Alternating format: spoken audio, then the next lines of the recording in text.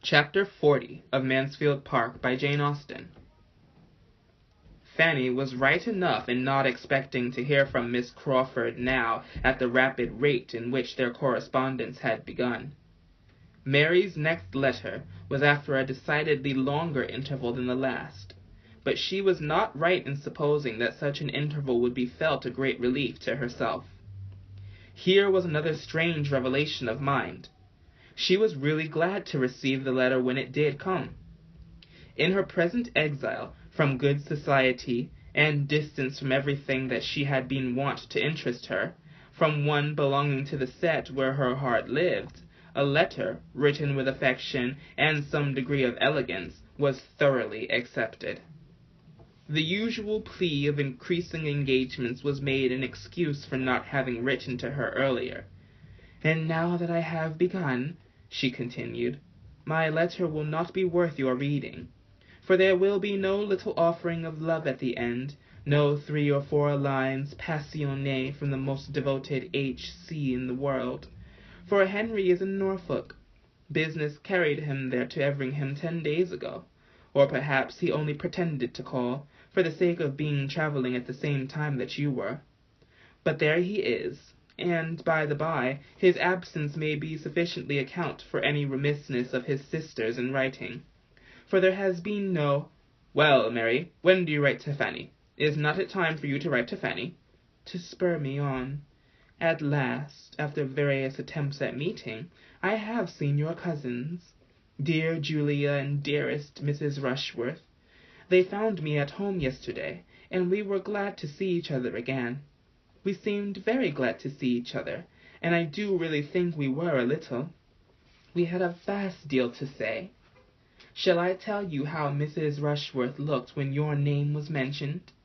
I did not used to think her wanting in self-possession, but she had not quite enough for the demands of yesterday. Upon the whole, Julia was in the best looks of the two, at least after you were spoken of. There was no recovering the complexion from the moment that I spoke of Fanny, and spoke of her as a sister should. But Mrs. Rushworth's day of good looks will come.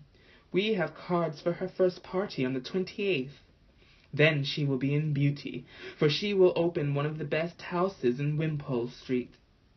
I was in it 2 years ago, when it was Lady Lascelles, and prefer it to almost anyone I know in London, and certainly she will then feel, to use a vulgar phrase, that she has got her pennyworth for her penny.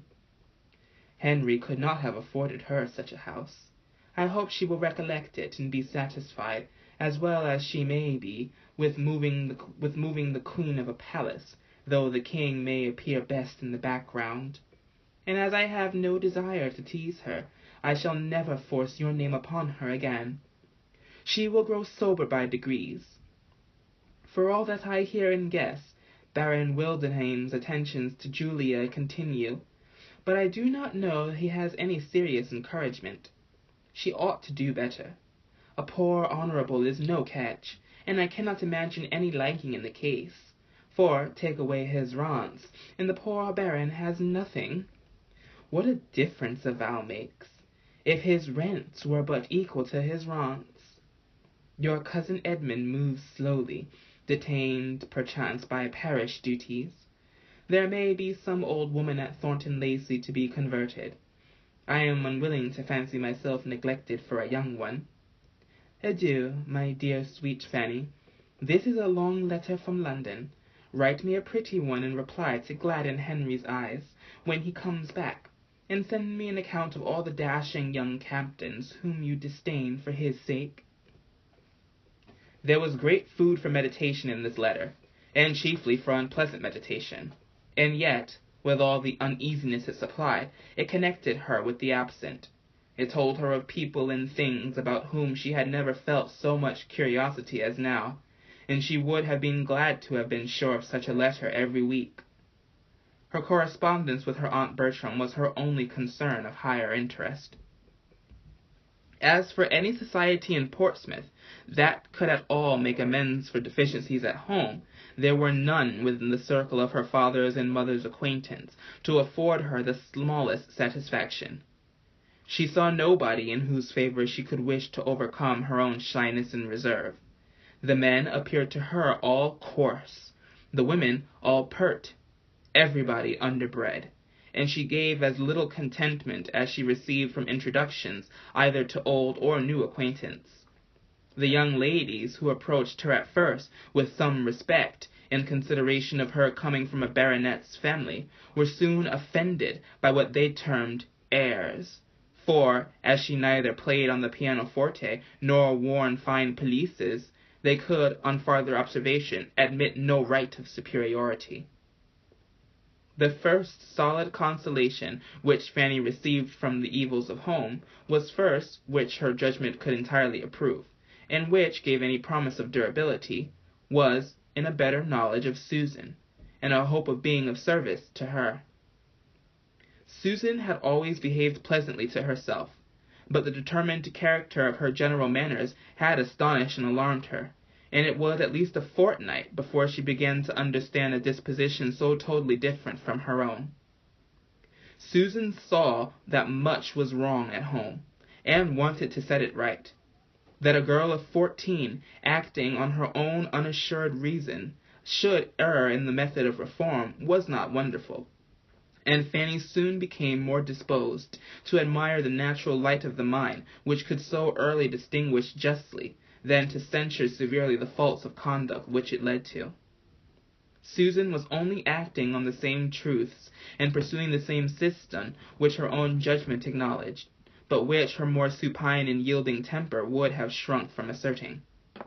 Susan tried to be useful where she could only have gone away and cried, and that Susan was useful she could perceive, that things, bad as they were, would have been worse but for such interposition, and that both her mother and Betsy were restrained from some excesses of very offensive indulgence and vulgarity. In every argument with her mother, Susan had in point of reason the advantage, and never was there any maternal tenderness to buy her off. The blind fondness which was forever producing evil around her she had never known. There was no gratitude for affection past or present to make her better bear with its excesses to the others.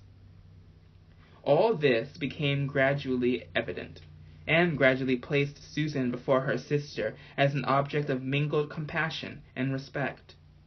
That her manner was wrong, however at times very wrong, her measures often ill-chosen and ill-timed, and her looks and language very often indefensible, Fanny could not cease to feel.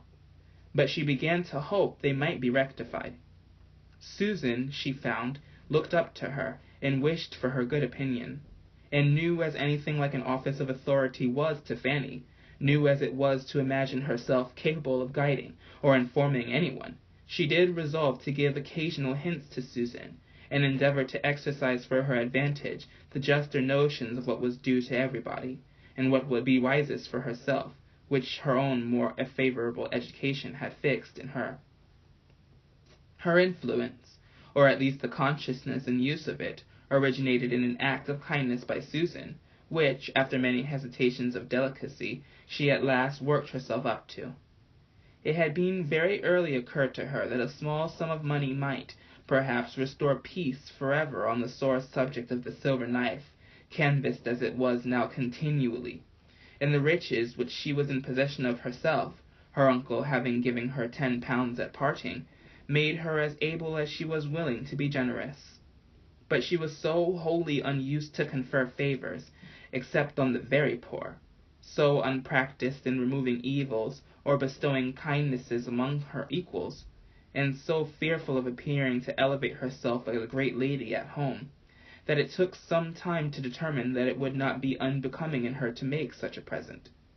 It was made, however, at last. A silver knife was bought for Betsy, and accepted with great delight, its newness giving it every advantage over the other one that could be desired. Susan was established in the full possession of her own, Betsy handsomely declaring that now she had got one so much prettier herself, she could never want that again. And no reproach seemed conveyed to the equally satisfied mother, which Fanny had almost feared to be impossible. The deed, thoroughly answered, a source of domestic altercation was entirely done away, and it was the means of opening Susan's heart to her, and giving her something more to love and be interested in. Susan showed that she had delicacy. Pleased as she was to be mistress of property which she had been struggling for at least 2 years, she yet feared that her sister's judgment had been against her, and that a reproof was designed her for having so struggled to make the purchase necessary for the tranquillity of the house. Her temper was open. She acknowledged her fears, blamed herself for having contented so warmly, and from that hour Fanny, understanding the worth of her disposition, and perceiving how fully she was inclined to seek her good opinion and refer to her judgment, began to feel again the blessing of affection, and to entertain the hope of being useful to a mind so much in need of help, and so much deserving it. She gave advice too sound to be resisted by a good understanding, and given so mildly and considerately as not to irritate an imperfect temper, and she had the happiness of observing its good effects not unfrequently.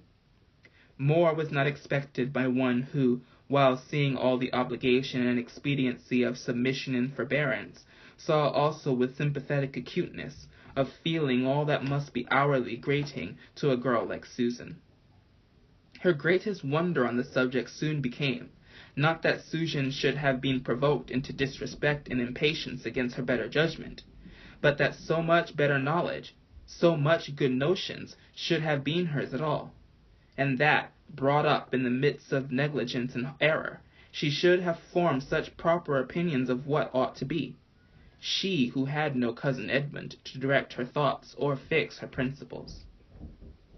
The intimacy thus began between them was a material advantage to each.